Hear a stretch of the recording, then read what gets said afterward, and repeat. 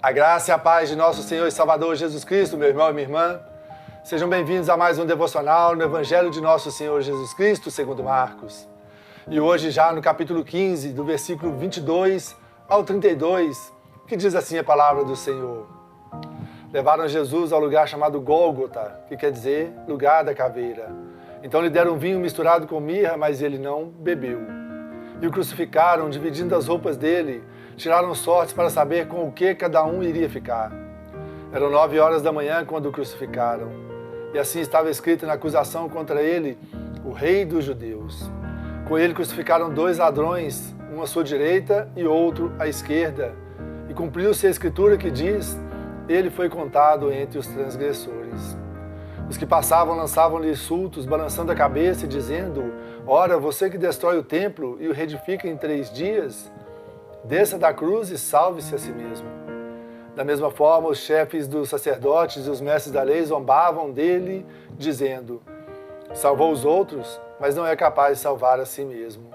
Ó Cristo, o Rei de Israel, desça da cruz para que o vejamos e creiamos. Os que foram crucificados com ele também os insultava. Meus amados irmãos e irmãs, nós podemos ver aqui no começo dessa passagem Jesus carregando a sua cruz ao caminho do Gólgota ou do Calvário. Jesus estava com suas forças esgotadas e seu corpo sangrava muito, porque desde a noite anterior ele estava sendo açoitado e humilhado injustamente. Carregando a pesada cruz que não foi feita para ele, mas para Barrabás, Jesus estava marchando para o Gólgota sob vaias e gritos da multidão enlouquecida, bem como também sob os açoites dos soldados romanos. Então Jesus não aguenta mais, Jesus cai no meio da rua, ensanguentado, em cima do madeiro maldito. Então os romanos, por causa disso, obrigaram um homem chamado Simão, o Cirineu, para que ele ajudasse Jesus e carregasse a cruz. Mas nós podemos ver no vídeo de número 48 que era outro Simão, Pedro, o apóstolo, que havia orgulhosamente dito que iria com Jesus até a morte. Mas nós vimos que ele falhou. Este Simão Cirineu tinha ido a Jerusalém por causa da festa da Páscoa, por causa da festa do Cordeiro, mas na verdade ele tem um encontro com o verdadeiro Cordeiro de Deus, que tira o pecado do mundo. Sua vida é transformada de tal forma que seus filhos, Alexandre e Rufo, se tornaram líderes da igreja em Roma. Eles se converteram ao evangelho de uma tal forma que eles foram líderes proeminentes da igreja. A mulher também de Simão, ela se tornou como uma mãe para o apóstolo Paulo. Veja a passagem aqui abaixo. Com a ajuda de Simão, Jesus chegou ao Gólgota, a colina onde foi crucificado e que era também conhecido como lugar da caveira. Provavelmente recebeu esse nome não somente por causa da aparência de caveira, mas também porque ali era um horror de ossos esparramados nas cruzes. Naquele tempo, os criminosos condenados à morte de cruz não tinham o direito de um enterro digno, por isso eram abandonados ali, apodrecendo nas cruzes. A morte de cruz era a forma mais cruel e desprezível de os romanos aplicarem pena de morte a cidadãos não romanos. Marcos nos diz que era 9 horas da manhã quando pregaram Cristo na cruz. E também diz que lhe ofereceram uma bebida de vinho com mirra. Essa mistura tinha um poder analgésico e entorpecente e era oferecida para alguns crucificados para diminuir as suas dores e seus sentidos nesse terrível momento. Mas eles também faziam isso por causa de Provérbios 31:6, que diz, dê bebida fermentada aos que estão prestes a morrer. Mas Jesus rejeitou esse entorpecente. Ele estava determinado a não evitar nada do sofrimento que ele deveria passar, bem como também desejava passar por tudo isso conscientemente em nosso favor. Ele preferiu sofrer as nossas dores para que a salvação oferecida por ele seja completamente suficiente. Por isso não precisamos e nem conseguimos também acrescentar nada à obra salvífica de Cristo. Nada. Jesus basta, Jesus é suficiente. Ele é tudo que nós precisamos. Nessa passagem, Jesus foi escarnecido como profeta, como salvador, como rei. Ele foi crucificado entre dois criminosos, como se também fosse um criminoso. Fixaram em sua cruz os dizeres Rei dos Judeus, que foi essa acusação formal que levou à sua morte. Veja aqui o último vídeo. Cristo foi despido das suas roupas, deixaram-no nu, e suas roupas foram repartidas com os soldados. Jesus foi escarnecido pelos espectadores, que ainda continuavam alimentando as mentiras espalhadas pelas falsas testemunhas. O Senhor foi humilhado pelos principais sacerdotes, que o acusaram de ser incapaz de ajudar a si mesmo. Jesus foi até mesmo insultado pelos criminosos que estavam ao seu lado.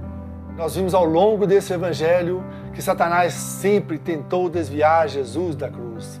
Agora ele vai dar sua última cartada, sua última chance, com o povo gritando para Jesus salvar a si mesmo.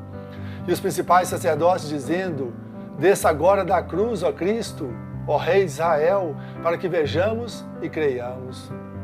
Mas vejam só, se Jesus salvasse a si mesmo, e ele tinha poder para isso, ele poderia fazer isso se ele quisesse, ele não poderia nos salvar. Se ele descesse da cruz, nós desceríamos ao inferno. E porque ele não desceu da cruz, então assim nós, os crentes do Senhor Jesus, nós subiremos ao céu. Deus enviou o seu Filho amado para trazer salvação ao mundo, mas o mundo o rejeitou, o mundo o matou. Mas por que tudo isso tinha que acontecer? É para que a vontade soberana de Deus e seu plano eterno se cumprissem na morte sacrificial de Cristo, a fim de que nós, miseráveis transgressores, fôssemos considerados inocentes. Nós merecíamos a condenação eterna, mas agora somos encontrados dignos por Deus.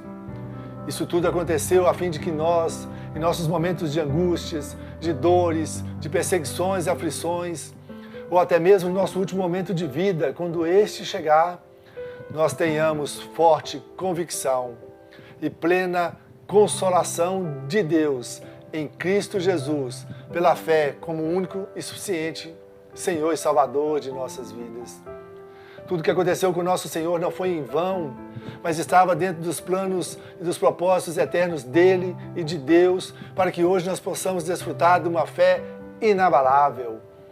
Jesus suportou isso conscientemente, todas essas injúrias contra eles, tudo isso foi para a glória de Deus e por amor a nós.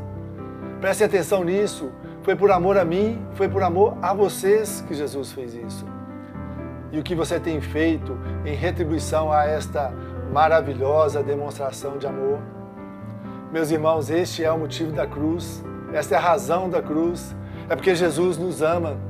E tudo que nós precisamos fazer é tomar posse disso pela fé em nome de Jesus. Estes eventos da morte de Cristo devem provocar uma mudança profunda em nossas vidas e devem nos tornar cristãos cada dia melhores e mais agradecidos.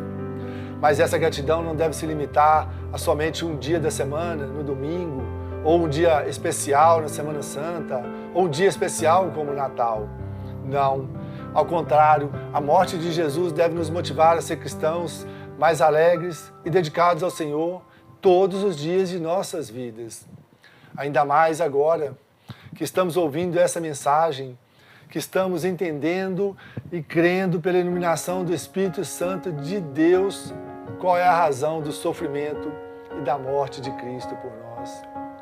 Em sua morte, ele suportou o juízo de Deus para que nós fôssemos livres do pecado e para podermos entrar no reino da sua maravilhosa luz. Por sua morte, Jesus rasgou o véu e ele abriu o caminho para Deus. Ou seja, Cristo foi morto para que tenhamos vida, vida plena, vida abundante, vida eterna, vida com Deus. Alegre-se em Cristo, viva para Ele, porque Ele nasceu, Ele viveu, Ele sofreu, morreu e ressuscitou para te salvar eternamente. Amém? E que Deus te abençoe e te guarde em nome de Jesus.